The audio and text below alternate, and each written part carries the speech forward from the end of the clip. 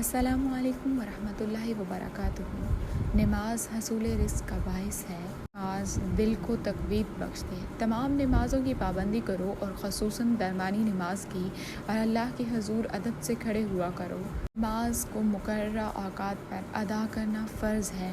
دن میں 5 مرتبہ مؤذن ہمیں آواز لگاتا ہے، حی علی الصلاۃ، حی علی الفلاح، بھلائی کی طرف آؤ، فلاح کی طرف آؤ۔ نماز پریشانیوں سے نجات دلاتی ہے، دل کو منور کرتی ہے، عذاب الہی سے حفاظت کا ذریعہ بنتی ہے۔ نماز سستی اور کاہلی کو دور بھگاتی ہے، چہرے کو منور کرتی ہے اور روح کی غذا ہے۔ اور نماز کے بعد دعا لازمی مانگا کریں، کیونکہ دماغ جو ہے وہ ایک انسان کے وجود میں نہ ہو تو انسان بالکل بیکار ہے۔ ویسے ہی جو ہم عبادت کرتے ہیں اس کا مغز، اس کا دماغ جو ہے وہ ہماری دعا ہوتی ہے، تو دعا لازمی